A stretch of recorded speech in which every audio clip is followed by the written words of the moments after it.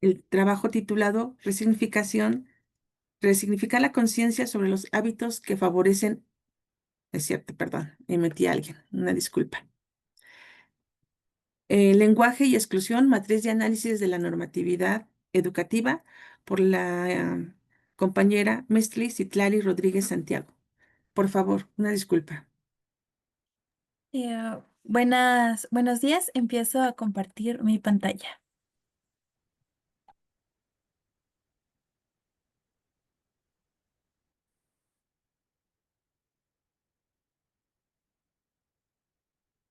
Ok, ¿listo? ¿Me pueden confirmar si ya se puede ver bien? Sí, ya se ve. Ok.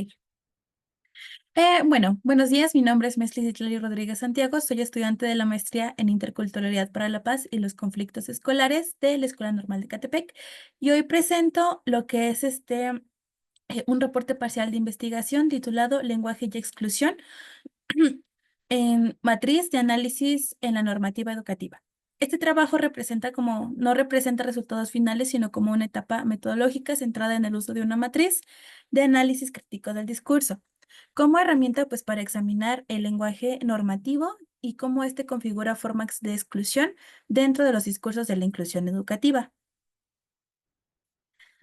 Primero, mi problematización. La investigación va a partir de una pregunta general, que va de qué manera las prácticas burocráticas en los procesos de inclusión educativa producen nuevas formas de exclusión en el contexto escolar. En México tenemos un marco normativo bastante amplio. Está la Ley General de Educación, los lineamientos técnicos operativos de la USAER, las guías de la USAER, que pues en el papel están garantizando lo que es la inclusión educativa. Pero pues en la práctica, la burocracia educativa muchas veces obstaculiza más de lo que está facilitando que se dé realmente un proceso de lo que es inclusivo. Por ejemplo, en un relato que yo pongo dentro de esta investigación descubrí que se me hacía que tenía muy poca información sobre el resto de los alumnos, ya que se me hacía muy complicado llenar los formatos que mandaban. ¿A qué me refiero con este fragmento que rescato? Dentro de la USAER se tiene que hacer como una atención muy individualizada y muy personalizada y aparte, pues como docentes tenemos que conocer a todos los alumnos. Sin embargo, pues muchas veces debido a tantos formatos, nada más se preocupa el llenar todo lo que se manda que atender realmente a los alumnos. Y esto no solo está permeando dentro de la USAER o dentro de la inclusión, sino también es una práctica que ya se está viendo dentro de los docentes que están frente a grupo. Esta tensión entre discurso y práctica es lo que estoy buscando comprender desde el análisis crítico del discurso. ¿Por qué? Porque si la normatividad menciona que debe haber una educación inclusiva, de calidad, de excelencia, de hecho ya más bien, ¿por qué no se está logrando? Si lo plantea la normativa, si se plantea ya como una regla que se tiene que cumplir, como una ley, como el derecho que tienen los pequeñitos, ¿por qué no se está logrando, no? ¿Qué es lo que está pasando? Es desde este motivo que yo decido empezar a analizar todo lo que dice la normatividad. Eh, Mi herramienta general es la matriz de análisis del discurso. La matriz está inspirada en un modelo tridimensional de Norman Fairclough, que fue en 1992, que me permite analizar los textos normativos en tres niveles. El primero es el nivel textual o el micro, ¿no? Que es el lenguaje concreto, las palabras, la sintaxis, los modos de obligación que hay. El segundo nivel es el nivel discursivo, que ya son las posiciones, los ejes y las ideologías que atraviesan cada fragmento.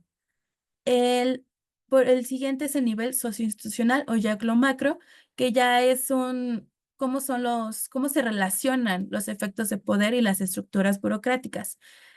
Autores como Van Dyck en el 2016 y Wodak en 2003 coinciden que el discurso no solo refleja una realidad, sino que la produce. Por eso, analizar la norma implica revelar los mecanismos simbólicos que sostienen estas jerarquías de inclusión. La matriz, entonces, pues no solo es un formato más, sino que es una herramienta de lectura política de una forma de mirar el lenguaje como un campo de disputa, ¿no? Porque, bueno, me voy a adentrar un poquito más en spoiler alert, hay varias tensiones, ¿no? Hay varios discursos que se están contradiciendo dentro de la normatividad.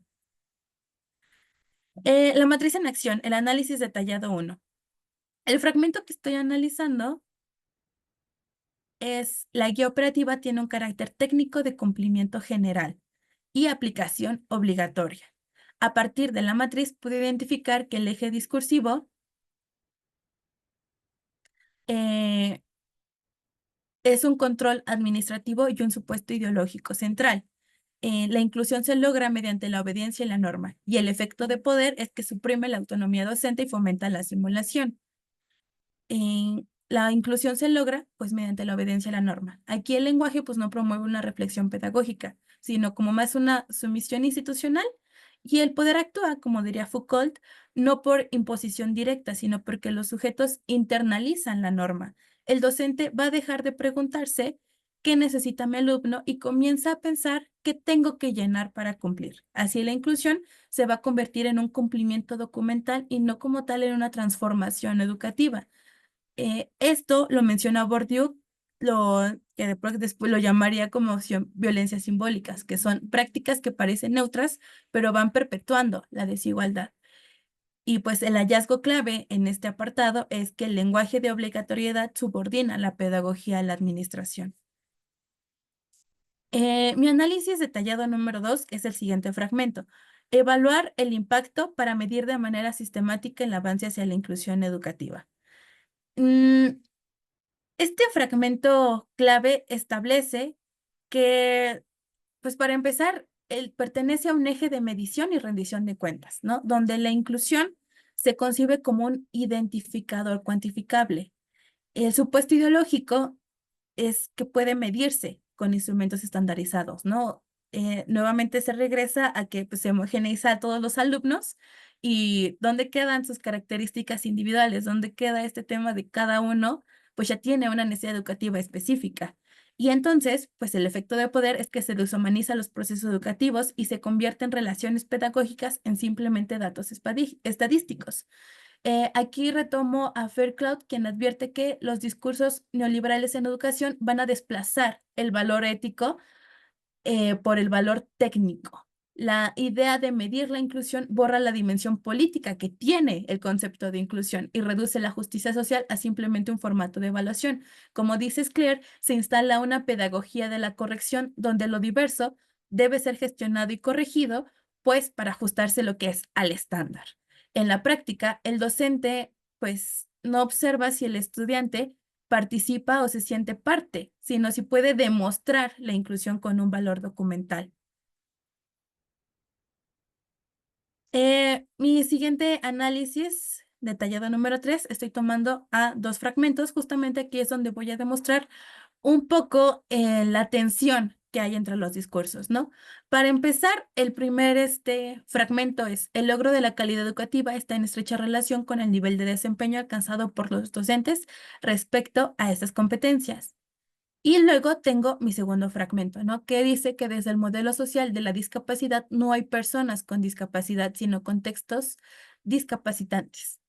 El primero va a imponer una lógica de eficiencia gerencial, ¿no? Donde básicamente el docente es responsable de que la inclusión funcione. El segundo fragmento va a desplazar el foco al sistema, reconociendo que las barreras están en el entorno, pues no en las personas. Este contraste va a demostrar que los documentos normativos son un campo de batalla discursiva. Por un lado, van a imponer lógicas burocráticas y por otro lado contienen elementos para criticar estas mismas lógicas. De este modo, en ellos, pues, la burocracia controla y tenemos este fragmento que la crítica que va resistiendo. Aquí podrían entrar, bueno, lo que estoy haciendo es una lectura de Colonial de Catherine Walsh y Mignolo, donde el discurso institucional puede incorporar vocabulario inclusivo de Colonial, pero al ser traducido a indicadores y estrategias universales, pues pierde su potencial política. La burocracia va a absorber el discurso crítico, lo domestica y lo convierte en simplemente gestión. Aquí me pareció bastante interesante porque pues la matriz pudo ayudarme a identificar estas tensiones, mostrar que la burocracia no es monolítica, sino que contiene sus propias contradicciones. Estos solo son 2 ejemplos de todo lo que se estuvo analizando. Realmente se pudo abarcar al menos 60 fragmentos porque pues las líneas técnico-operativas del USAER son bastante amplias. Retomé estos 3 fragmentos porque creo que demostraban lo que estoy buscando hacer dentro de esta investigación o lo que también la matriz me está ayudando a encontrar dentro de estos discursos normativos. Eh, Análisis y la discusión. Ya para concluir un poco o explicar a qué se llegó a través de esta matriz, se pudo encontrar 4 ejes principales. El primero es el control burocrático. La inclusión se va a volver un sinónimo de obediencia y un cumplimiento de formatos. Como dice Fairclough, el poder opera a través del lenguaje institucionalizado que naturaliza la jerarquía.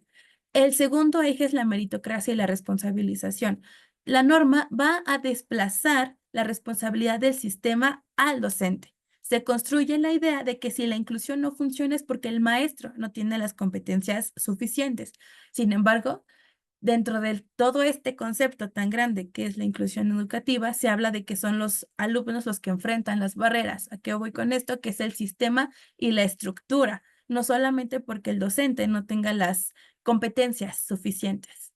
El siguiente eje es que se encuentra una tecnificación, en donde herramientas como el DUA, que es el diseño universal de aprendizaje, se vuelven simplemente listas de cotejo. El derecho a la inclusión se convierte en un procedimiento técnico. Quijano llama la colonialidad de saber la imposición de un marco técnico y eurocéntrico como una única forma de validación de conocimiento. El diseño universal de aprendizaje marca cómo o las formas en las que se puede implementar una educación inclusiva, una educación que vaya a través de la diversidad, que vaya abrazando la diversidad. Entonces, al volverla una simple lista de cotejo, pues le quita todo el peso político y todo lo que es el diseño universal de aprendizaje. Y el siguiente eje que encontré es la comunidad versus Estado. Hay una romantización de la solidaridad y un desplazamiento de la responsabilidad estatal. ¿A qué voy?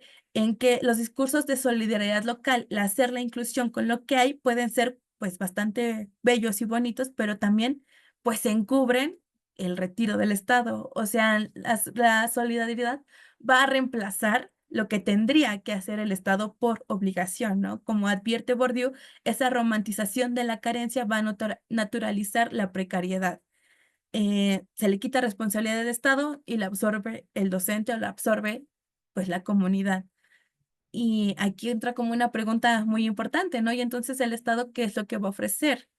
Y hablando de normatividad, que pues quien la implementa es el Estado, ¿cómo es que está pasando todo este asunto?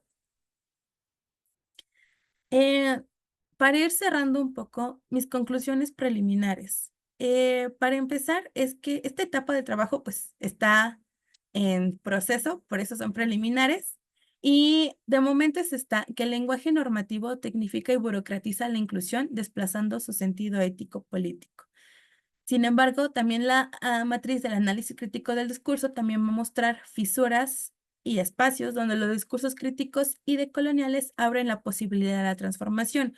Como propone Catherine Walsh, la tarea no solo es denunciar la colonialidad, sino imaginar reexistencias pedagógicas y prácticas que desborden el formato sin dejar de estar dentro de él.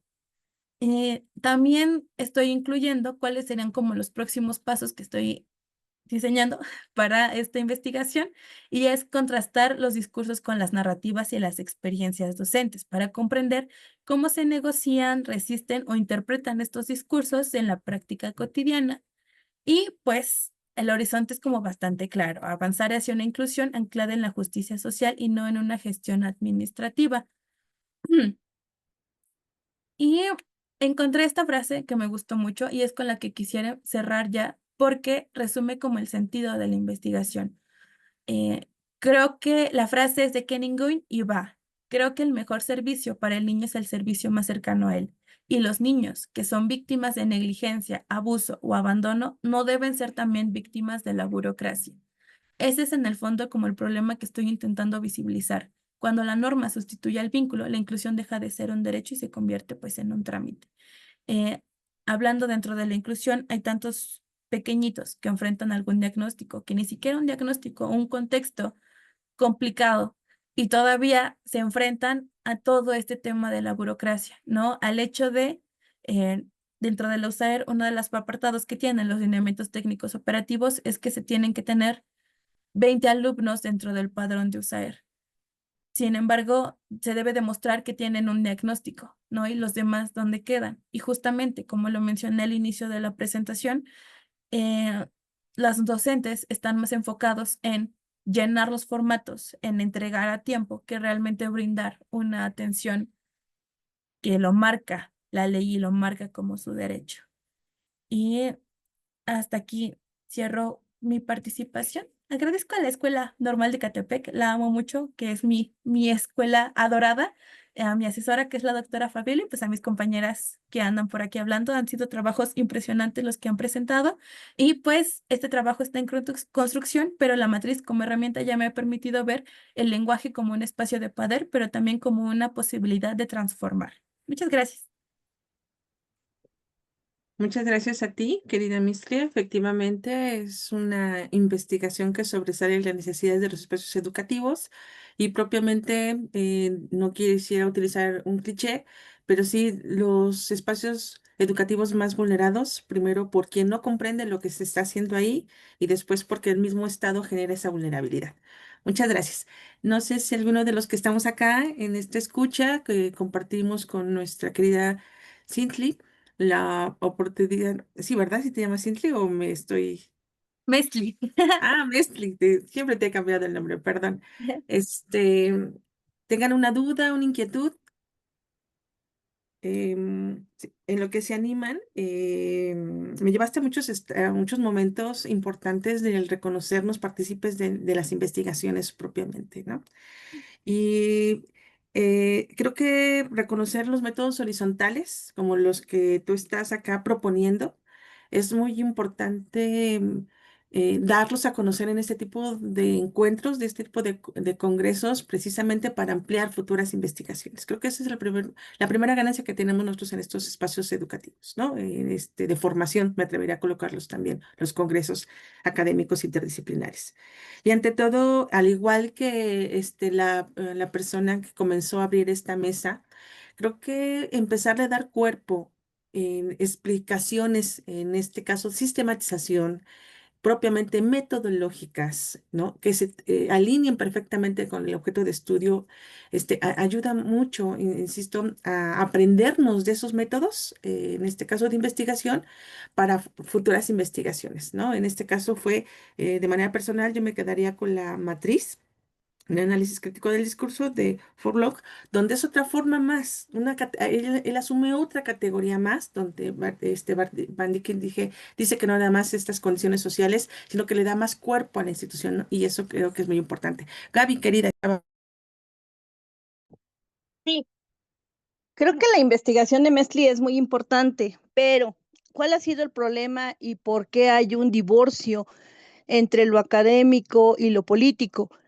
Y es que los académicos nos quedamos entre académicos, pero no vamos más allá a que nuestro trabajo lo lean políticos, no establecemos espacios de debate con ellos, como que políticos con políticos, académicos con académicos, y el botín sigue siendo los estudiantes de cualquier nivel educativo.